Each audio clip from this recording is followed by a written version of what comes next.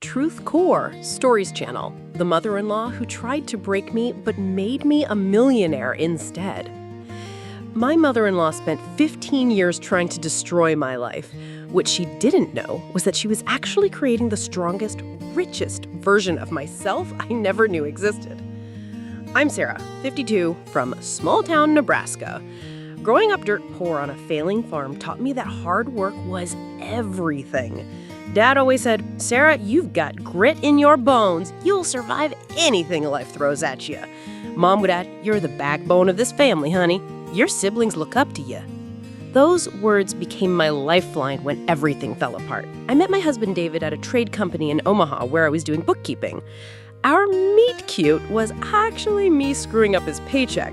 I shorted him by $200. Instead of getting angry, he just laughed and said, "Hey, mistakes happen. How about you make it up to me with coffee?" That charm should have been my first red flag. David was a mama boy from a well-established Omaha family. His mother, Patricia, was this tall, imposing woman who looked like she stepped out of a country club magazine. When I first met her, she gave me this ice-cold smile and said, "So you're Sarah. David tells me you're hardworking." The pause before hardworking told me everything I needed to know. From day one, Patricia tested me. "Sarah, dear, since you're so good with numbers, perhaps you could help me balance the family accounts." Then she'd nitpick every entry. "This receipt is filed wrong. In our family, we do things properly." The only person who defended me was David's father, Robert, who'd quietly say, "She's doing fine, Pat. Leave the girl alone."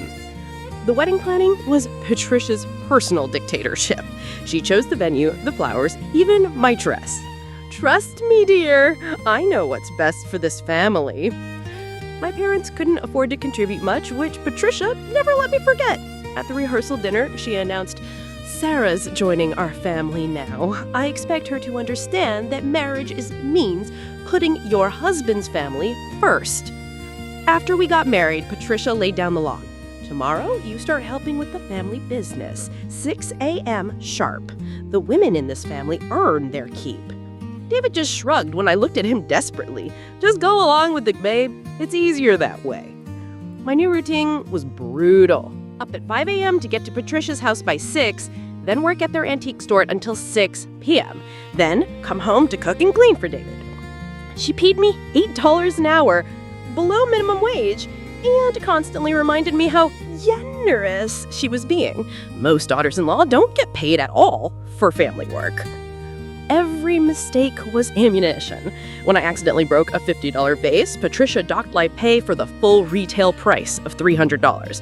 When I questioned it, she said, "Maybe if you weren't so clumsy, we wouldn't have this problem." David's response? "Just apologize and move on." Then, disaster struck my family.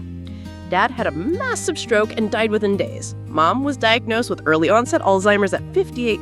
My younger brothers were still in college, drowning in student loans. The medical bills and funeral costs wiped out what little savings my family had. I had nowhere else to turn. I got on my knees in Patricia's living room and begged, "Please, I'll do anything. Work every holiday, give you my entire paycheck, whatever you want. Just help me keep my mom in memory care and help my brothers finish school." Patricia's eyes lit up like she'd been waiting for this moment her whole life. "Very well, but there are conditions. First, you'll work 7 days a week with no complaints. Second, you'll give me your entire paycheck. I'll decide how much you'll need for gas money.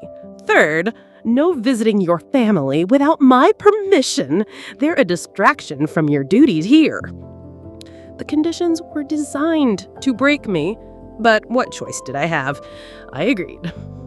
For the next 5 years, I worked like a slave. Patricia kept her word about the money. Mom got the best memory care in the state, and my brothers graduated debt-free. But the price was my soul. I worked 80-hour weeks, ate leftovers standing in the kitchen, and hadn't bought myself new clothes in years.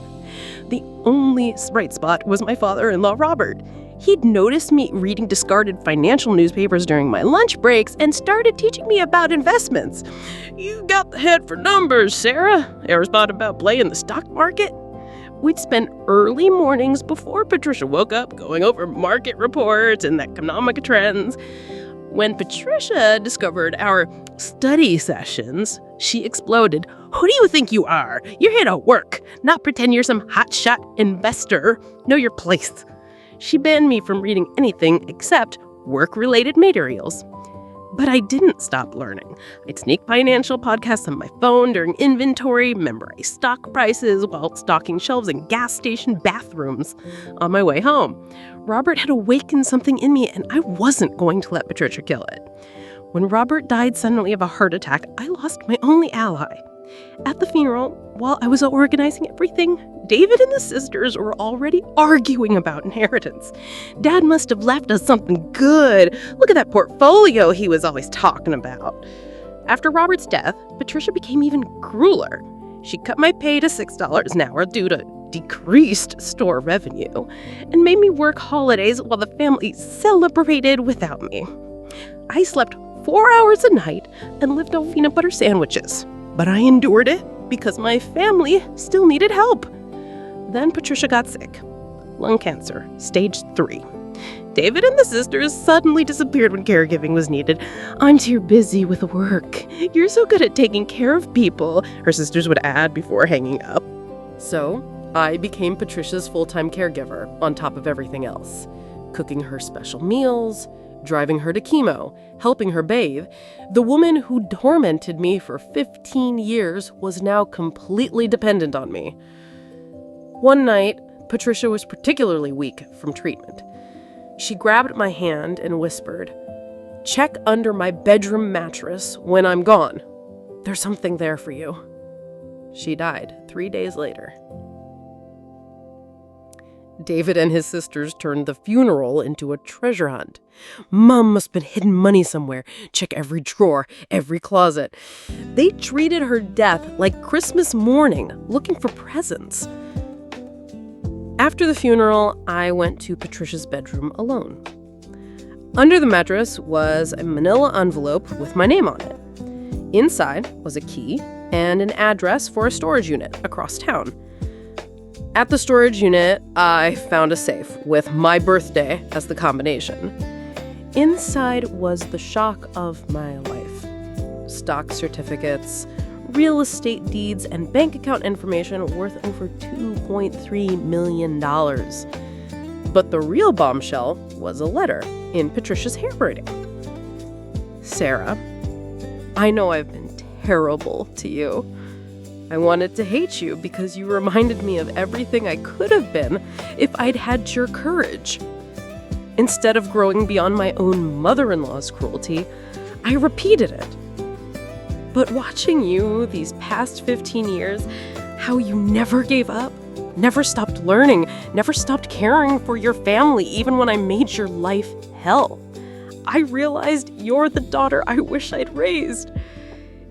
The stocks in the safe, I bought them based on companies you mentioned during your conversations with Robert. You were right about every single one. The real estate? Properties you pointed out as undervalued during our drives to medical appointments. You made me rich, and you didn't even know it. I'm leaving everything to you because you earned it. Not through marriage or family connections, but through your character. My biological children abandoned me the moment I became inconvenient. You stayed. This money is your reward for being the woman I never had the strength to be." When David found out about the inheritance, he was furious. "That money belongs to our family. You can't just keep it all." I looked at him. Really looked at him for the first time in years. This man who'd never defended me, never supported me, never even asked how I was doing. "David," I said calmly, "I want a divorce." "You can't be serious after everything my family did for your family?" "Your family? You mean your mother, who paid me below minimum wage for 15 years? Your family, who made me beg for help when my parents were dying? Your family, who treated me like hired help at my own wedding? No. David, I earned every penny of this money by surviving your family. The divorce was swift. David's lawyer tried to claim half the inheritance, but Patricia's will was ironclad. She'd even included a clause stating that none of it should go to David due to his failure to support his wife during her time of service to this family. With my new financial freedom, I invested in everything Patricia had taught me to recognize. Stock techs, real estate in emerging markets, cryptocurrency early enough to see massive returns. That $2.3 million became $8.7 million within 3 years. I bought my mother a beautiful house with round-the-clock care, paid off my brother's remaining debts, and set up college funds for their kids. For myself, I bought a modest home overlooking the lake where my dad used to take me fishing. Every year on Patricia's birthday, I visit her grave. Not to forgive her, she doesn't need my forgiveness, but to thank her. She tried to break me, but instead she forged me into someone unbreakable. She wanted to teach me my place, but accidentally taught me that my place was wherever I decided to build it. The woman who spent 15 years trying to destroy me ended up being the architect of my greatest success. Sometimes the universe has a twisted sense of justice, but justice nonetheless. To anyone enduring their own Patricia, document everything, learn everything, and never stop believing that your suffering is temporary, but your strength is permanent. The people trying to keep you down often end up being the very ones who lift you up. They just don't know it yet. Your breakthrough is coming. Trust me on this one.